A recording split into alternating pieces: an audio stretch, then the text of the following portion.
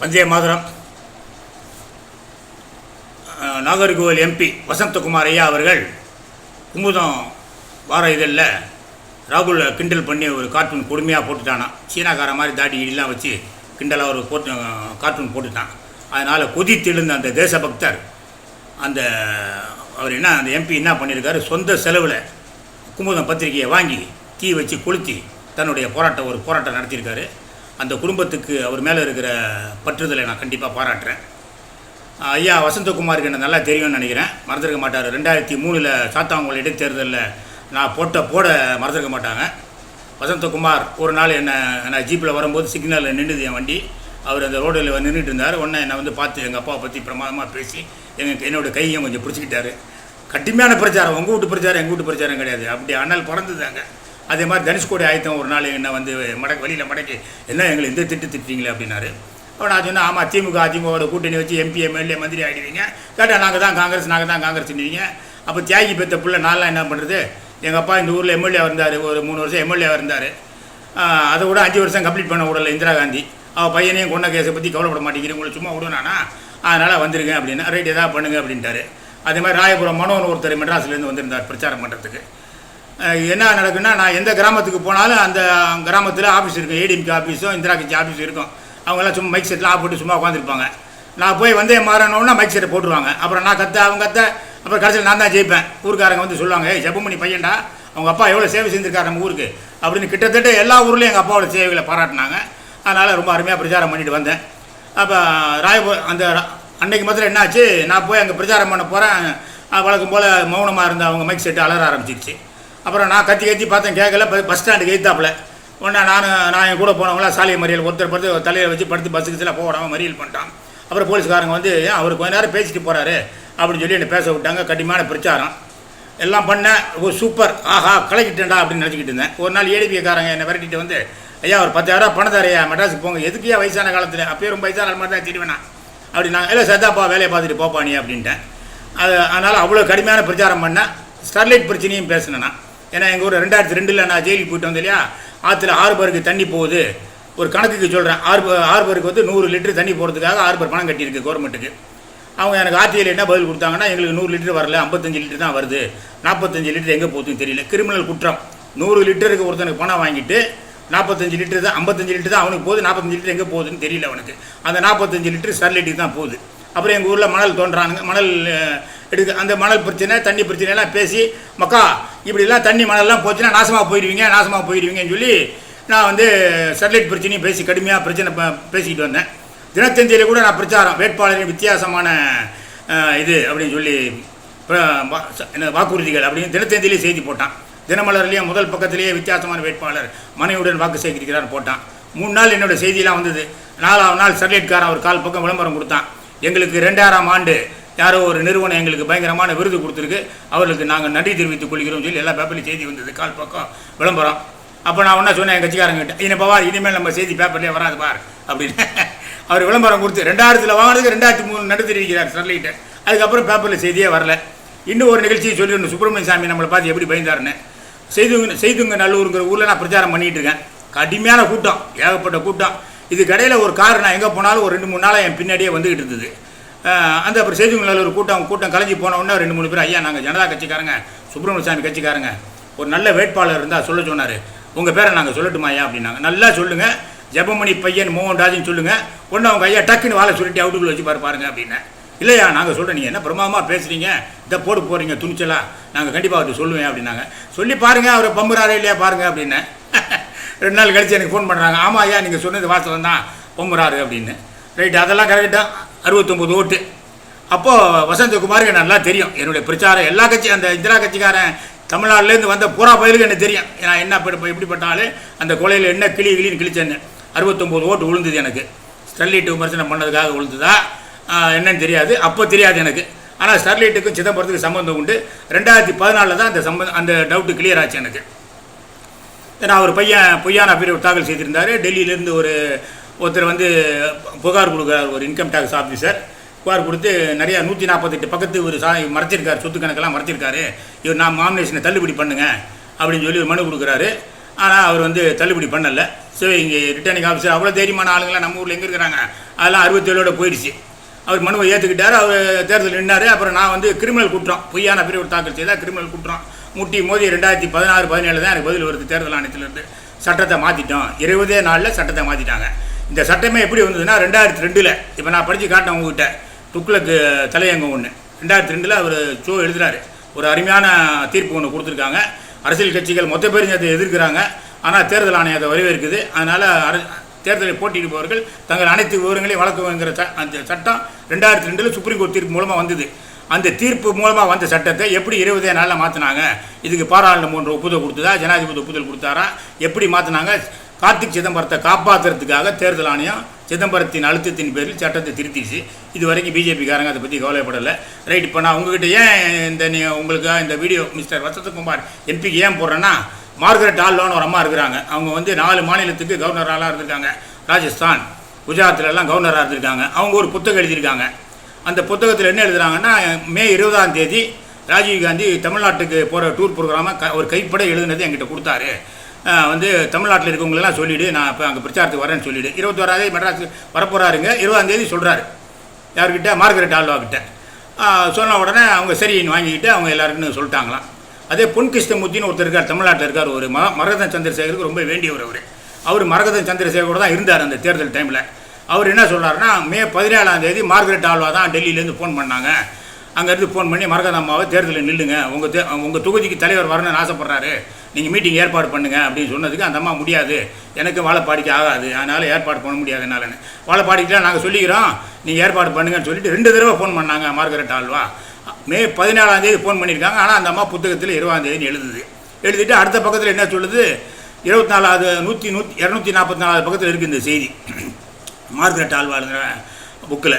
அடுத்த பக்கத்தில் என்ன சொல்லுது, அவர் தலைவர் கைப்பட எழுதின டூர் ப்ரோக்ராம் தான் என்னை காப்பாற்றிச்சு அப்படின்னு அந்த அம்மா எழுதியிருக்கு. பொன் கிருஷ்ணமூர்த்தி 17ஆம் தேதி ஃபோன் பண்ணார்னு மார்கரெட் ஆல்வா தான் ஃபோன் பண்ணாங்க அப்படின்னு சொல்கிறாரு. பொன் கிருஷ்ணமூர்த்தி சொல்கிறது உண்மையா இல்லை மார்கரெட் ஆல்வா எழுதியிருக்கிறது உண்மையாங்கிறது ஒரு பக்கம். அது கொலை நடந்த உடனே வாழப்பாடி ராமமூர்த்தி மார்கரெட் ஆல்வா ரோலை விசாரிக்கணும், இந்த விவகாரத்தில் மார்கரெட் ஆல்வாவை விசாரிக்கணும் அப்படின்னு சொல்லி வாழப்பாடி ராமமூர்த்தி யார், இந்திரா கட்சிக்காரரு, அவர் சொல்கிறாரு. அப்புறமா சுப்பிரமணிய சாமி சொல்கிறாரு, இந்த டூர் ப்ரோக்ராம் எப்படி விடுதலை புலிகளுக்கு தெரிஞ்சுது, இது இந்த அம்மா தான் ஏற்பாடு பண்ணிச்சின்னு நான் குற்றம் சாட்டுறேன் அப்படின்னு சொல்கிறாங்க. அதுலேருந்துலாம் அவங்க தப்பிச்சிட்டாங்களாம். ரைட், அதை தப்பிச்சிட்டாங்க, எல்லாம் முடிஞ்சு போச்சு. ஆனால் அவங்கள மந்திரி ஆக்குறாரு யார், நரசிம்மராவ். இப்போ சொல்கிறாங்களே நரசிம்மராவுக்கும் சோனியாவுக்கும் ஆகாது, நரசிம்மராவ் சாகும்போது பாடியை கூட பார்க்க வரல சோனியா, இப்போ 100ஆண்டு விழா கொண்டாடும்போது கூட பகிஷ்கரிச்சிட்டாங்க, நரசிம்மராவுக்கும் சோனியாவுக்கும் ஆகாதுன்றாங்கல்ல, அதெல்லாம் சும்மா. நரசிம்மராவ் வந்து சோனியாவோட ஆள் தான் மார்கரெட் ஆல்வா, அவங்கள வந்து மந்திரியாக வச்சுக்கிட்டாரு. எதுக்கு மந்திரியாக வச்சுருக்காருன்னா, சிபிஐக்கு மந்திரியாக வச்சுருக்காரு, அண்டர் இஸ் கண்ட்ரோல். சந்திராசாமி ஆள் தான் நரசிம்மராவ். சந்திராசாமி மூலமாக தான் அவர் பதவி வராரு நரசிம்மராவ். அவர் வந்து மந்திரி பதவி கொடுத்து நம்ம யாரை, வாழப்பாடி ராமமூர்த்தி குற்றம் சாட்டின பெண்மணியை, சுப்பிரமணிய சாமி குற்றம் சாட்டின பெண்மணியை சிபிஐ இன்சார்ஜ் மந்திரியாக போடுறாரு. அந்த சிபிஐக்களை தான் நான் எல்லாம் வேலை பார்த்தேன். வெக்கமாக இருக்குது, கேவலமாக இருக்குது, தூக்கியில் பயங்கரமான தான் இருக்குது. அது எல்லாத்தோட பெரிய காமெடி என்ன ஆகிப்போச்சுன்னா, ரமேஷ் தலால் ஒருத்தர் புக் எழுதியிருக்காரு. ராஜேந்திர ஜெயினுங்கிறவன் ஒரு இந்தி பத்திரிக்கை எழுதுகிறான், வாரப்பத்திரிக்கை. அதில் 12/7/1901 ஏன் இன்னும் சந்திராசாமியை கைது செய்யவில்லை ராஜீவ்காந்தி வழக்கில். எப்போது கொலை நடந்த 2வது மாதத்தில் அவன் சொல்கிறான், 12/7/1991 ஏன் சந்திராசாமி ஏன் கைது பண்ணலை அப்படின்னு எழுதுறாரு. அப்புறம் அவர் ஜெயின் கமிஷனில் போய் இதுக்கு வாக்குமூலம் கொடுக்கறதுக்கு முதல் நாள் அவர் செத்து போயிடுறாரு. வீட்டில் ஏதோ தீ விபத்து மாதிரி ஏற்பட்டு செத்து போயிடுறாரு. காவல்துறை ஒன்று அந்த விபத்தில் செத்துட்டான்னு சொல்லுது. போஸ்ட்மார்ட்டம் பண்ணதை பார்த்தா அவர் கழுத்து நெரிச்சி கொள்ளியிருக்காங்க. ஜூலை 27/91 ஒருத்தன் யார் சந்திராசாமின்னு சொல்லிட்டான். அப்புறம் சிபிஐ அதை கன்ஃபார்ம் பண்ணுது. 2004 கன்ஃபார்ம் பண்ணுது ஒரு கோர்ட்டில் போய், சின்ன கோர்ட்டில். எங்களுக்கு போட்டி நிறைய ஆவணம் இருக்குது, சந்திராசாமி தான் ராஜீவ் கொள்றதுக்கு பணம் கொடுத்தாரு அப்படின்னு. இவ்வளோ நாள் முடிஞ்சு போச்சு, நீங்களும் கவனிக்கல, இந்திரா கட்சிக்காரனும் கவனிக்கல, பாரதிய ஜனதா கட்சிக்காரங்க அவ்வளோ கவனிக்கல. இதில் என்ன எல்லாத்த விட பெரிய வேடிக்கைன்னா, இப்போ இந்த அஜித் தோவல்னு ஒருத்தவர் இருக்கார், என்னமோ ஒரு தோவல், அவர் தான் தேசிய பாதுகாப்பு ஆலோசகர் நமக்கு. அவர் இப்போ ஐபியில் டைரக்டராக இருந்திருக்கார். இந்த ராஜீவ்காந்தி கொலை விசாரணை வரும்போது அவரெல்லாம் மெட்ராஸுக்கு வந்திருக்காரு. அந்த அஜித் தோவலும் வந்திருக்காரு. இந்த அஜித் தோவல் தான் இப்போ தேசிய பாதுகாப்பு ஆலோசகராக இருக்கார். அதனால் உண்மை வெளியே வராது. அதனால் ஐயா நம்ம வசந்தகுமார் அவர்களே, நீங்கள் உங்கள் அம்மாக்கிட்ட சொல்லி தயவுசெய்து. ஏன்னா அந்த அம்மா பையனுக்காக நீங்கள் இவ்வளோ பொங்கி உங்கள் கை காசை செலவழித்து குமுதத்தை வாங்கி கொளுத்தி பெரிய போராட்டம் நடத்திருக்கீங்க. இதில் இவ்வளோ பெரிய கொளறுபட்டி நடந்திருக்கு ராஜீவ்காந்தி வழக்கில். நானும் 1997 என் வேலையை விட்டுட்டு இன்ஸ்பெக்டராக இருந்தேன்னா, அப்போ ஒரு 2 மாதம் இருந்தேன்னா டிஎஸ்பி ஆகிருப்பேன். தேர்தல் அந்த ராஜீவ்காந்தி வழக்கு தீர்ப்பு வர்றதுக்குள்ளே கோர்ட் அவமதிக்கணும் அப்படின்னு சொல்லிட்டு தெருவா அலைஞ்சி வேலையை விட்டுட்டு, ஏன்னா நான் இன்ஸ்பெக்டராக தான் இருந்தேன். எனக்கு பேட்டி தமிழ் எக்ஸ்பிரஸில் பேட்டி கொடுத்தேன்.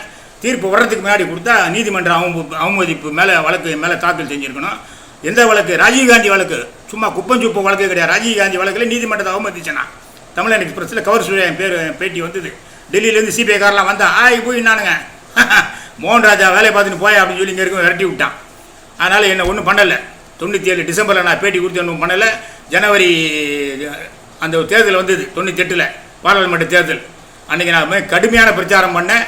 அப்போவும் உங்கள் கட்சி வேட்பாளரின் பிரச்சாரத்தை கேட்டு ஓடி போயிட்டார். அன்றைக்கி மீட்டிங்கை கேன்சல் பண்ணிட்டார். துக்ளக் ஷோ அப்போ தான் வேலை போனார். என்னுடைய செய்தி இந்த நாம் அந்த பெருங்குடியில் நினைக்கிறாங்க பேசும்போது இந்திரா கட்சிக்காரில் ஓடி போயிட்டார். துக்ளக் நிருபர் ஒருத்தர் முதலின்னு அந்த டூரில் வந்திருந்தார். யார்? அந்த இந்திரா கட்சி வேட்பாளரோடு வந்திருந்தார்.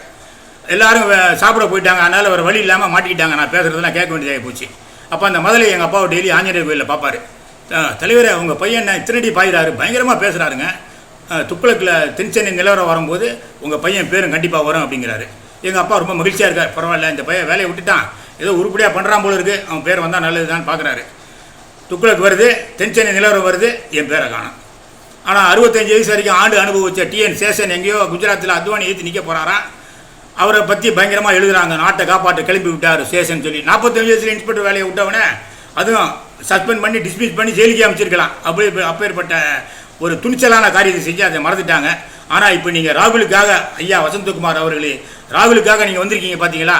அதுக்காகத்தான் நான் சொல்கிறேன். இப்போ ஜோதிமணியோட நேற்று பேசியிருக்காங்க நம்ம சோனியா மேடம்கிட்ட.